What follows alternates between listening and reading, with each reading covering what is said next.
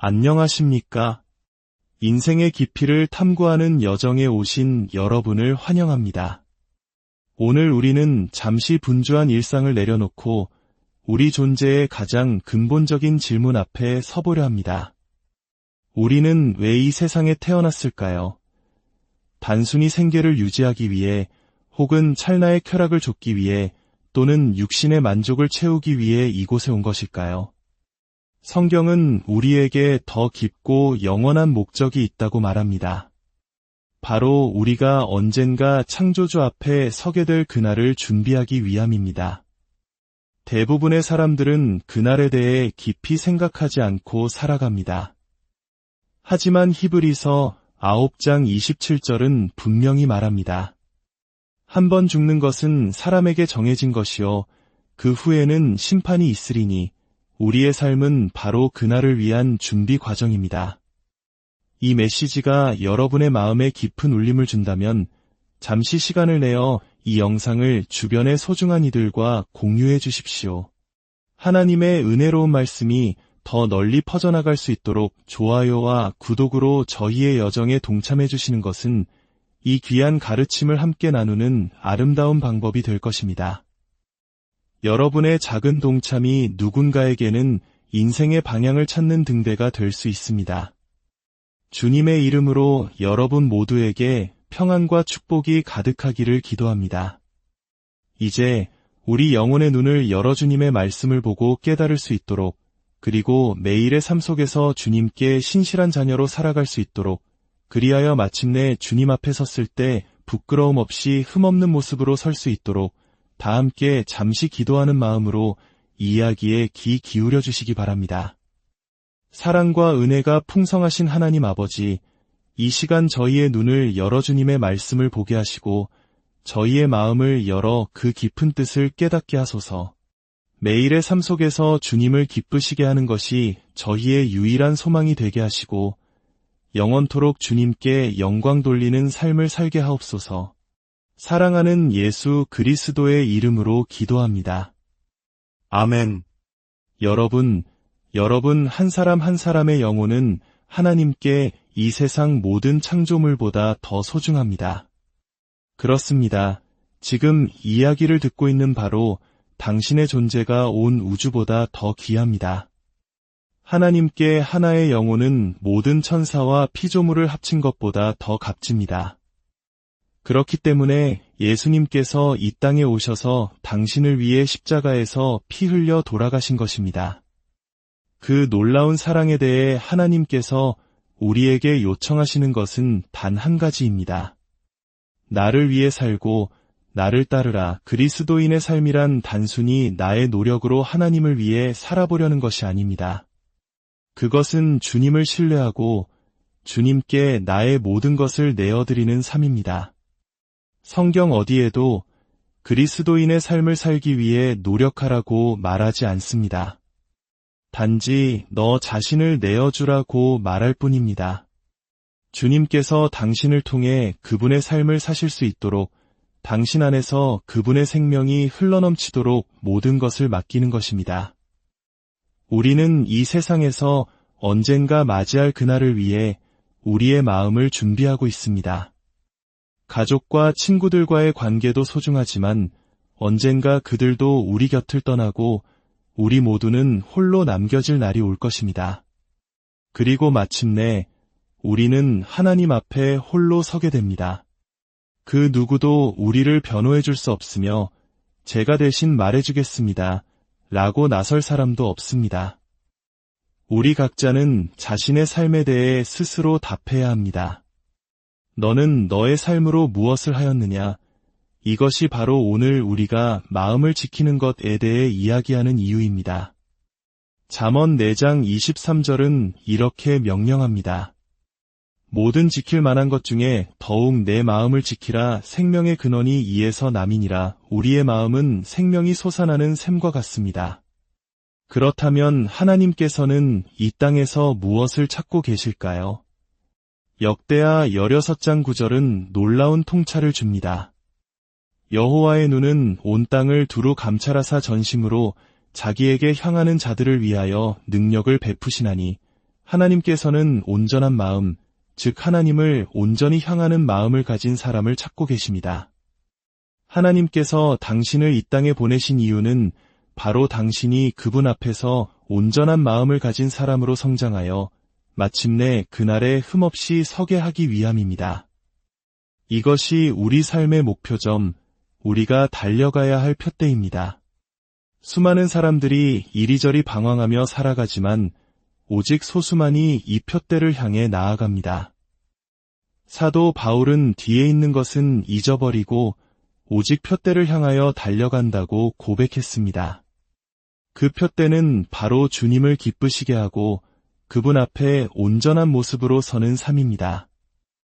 우리의 마음을 지키기 위해 가장 먼저 이해해야 할 것은 마음과 양심의 관계입니다.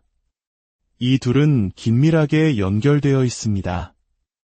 사도행전 24장 16절에서 바울은 하나님과 사람에 대하여 항상 양심에 거리낌이 없기를 힘쓴다고 말합니다. 우리의 양심이 상처받고 더러워지면 마음을 지키는 성벽에 균열이 생기기 시작합니다. 그렇다면 우리는 어떻게 이 중요한 마음을 지킬 수 있을까요? 그 첫걸음은 하나님의 말씀을 우리 마음에 새기는 것입니다. 잠언 7장 2절과 3절은 그 방법을 알려줍니다. 내 계명을 지켜 살며 내 법을 내 눈동자처럼 지키라. 이것을 내 손가락에 매며 이것을 내 마음판에 새기라. 하나님의 말씀은 생명입니다. 이 말씀을 매일 묵상함으로써 우리는 그 말씀을 마음판에 새길 수 있습니다. 묵상은 단순히 글자를 읽는 행위가 아닙니다. 그것은 음식을 씹어 완전히 소화시키듯 말씀을 곱씹고 되새겨 내 영혼의 일부로 만드는 과정입니다. 말씀을 통해 우리는 사탄의 유혹에 저항할 힘을 얻고 세상의 오염으로부터 우리 자신을 지키며 깨끗한 양심과 순결한 마음을 유지할 수 있는 영적 연료를 공급받습니다. 마치 눈동자를 보호하듯 하나님의 말씀을 소중히 여기고 손가락에 매듯 항상 기억하며 마음 깊은 곳에 새겨야 합니다. 시편 77편 6절에서 우리는 마음을 지키는 또 다른 깊은 차원의 방법을 발견합니다. 다윗은 이렇게 고백합니다. 밤에 부른 나의 노래를 기억하며 나의 심령과 더불어 스스로 말하며 나의 영이 부지런히 탐구하였도다. 상상해 보십시오. 깊은 밤 다윗은 침상에 누워 과거에 하나님을 찬양했던 아름다운 순간들을 떠올립니다. 그리고 그는 자신의 마음과 깊은 대화를 시작합니다. 자신의 영으로 부지런히 탐색합니다. 무엇을 탐색했을까요? 그는 자신의 마음을 깊이 들여다보며 질문했을 것입니다. 지금 내 마음의 영토를 누가 더 많이 차지하고 있는가? 하나님인가? 아니면 세상인가? 이것이야말로 우리 모두가 매일 해야 할 영적 자기 성찰입니다. 과거에 하나님께서 주셨던 뜨거운 은혜의 순간들을 기억하며 지금 나의 마음 상태를 정직하게 점검하는 것입니다. 내 마음은 여전히 주님을 향한 사랑으로 뜨거운가? 아니면 세상의 염려와 쾌락으로 차갑게 식어버렸는가? 이것은 우리 영혼의 온도를 재는 체온계와 같습니다. 성경 읽기와 기도가 기쁨입니까? 아니면 억지로 해야 하는 숙제입니까? 만약 그것이 기쁨이라면 하나님께서 당신의 마음을 다스리고 계신다는 증거입니다. 하지만 억지로 해야만 한다면 세상이 당신의 마음을 침범하고 있다는 위험 신호입니다. 기도가 즐겁습니까? 하나님과 함께 시간을 보내는 것이 기쁨인가요? 아니면 의무감에 마지못해 하고 있나요? 만약 억지로 하고 있다면 세상이 내 마음의 땅을 차지해버린 것입니다. 이는 내가 마음을 지키는 일을 게을리했다는 뜻입니다.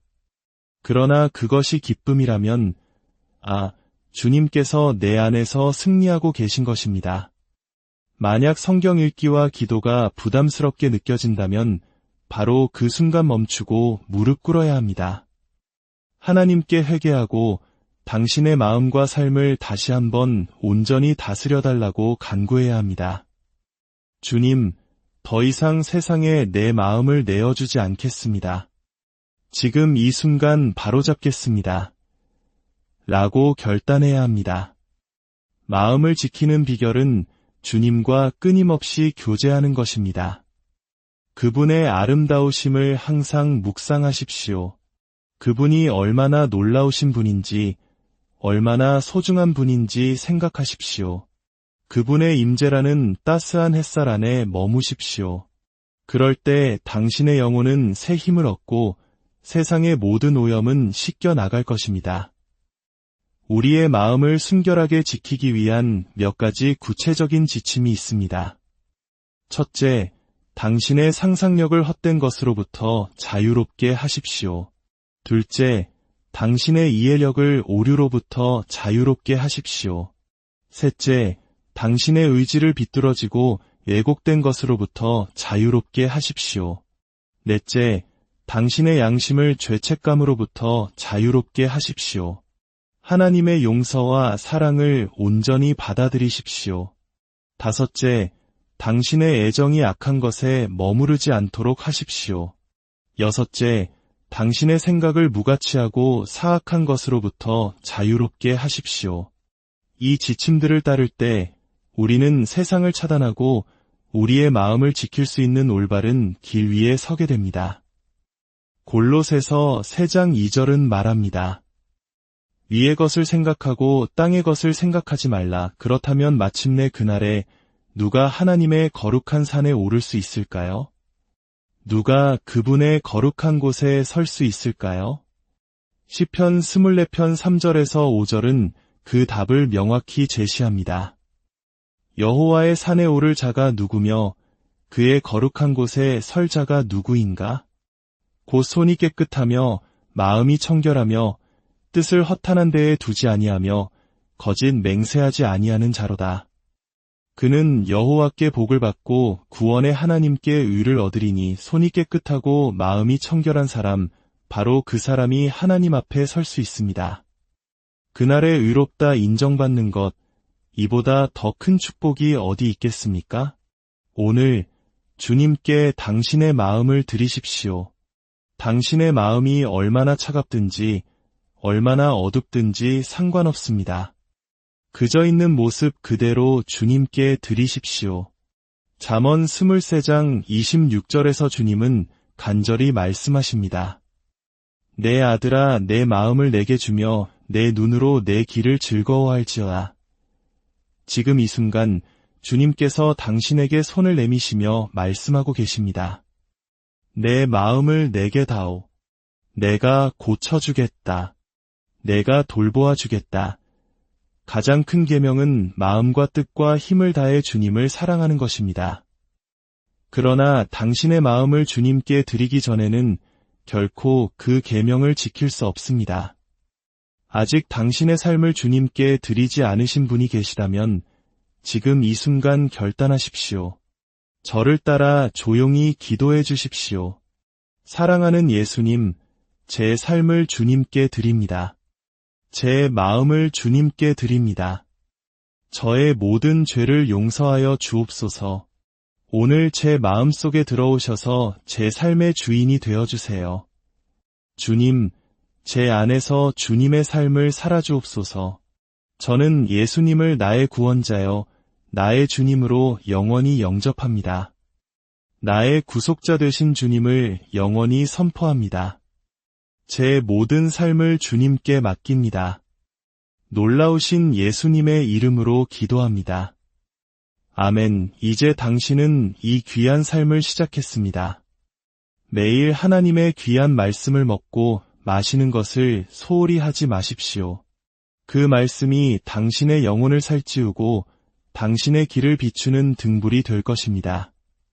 오늘 우리의 마음을 지키는 것에 대한 이 여정은 사실 우리 평생의 과제입니다. 그러나 이 길은 결코 외롭지 않습니다.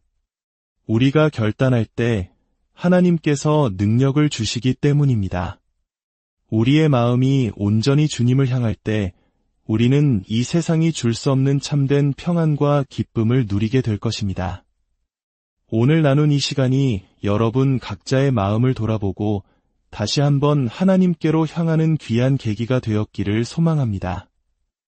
다음 시간까지 주님의 크신 사랑과 은혜가 여러분의 삶에 늘 함께 하시기를 축복합니다.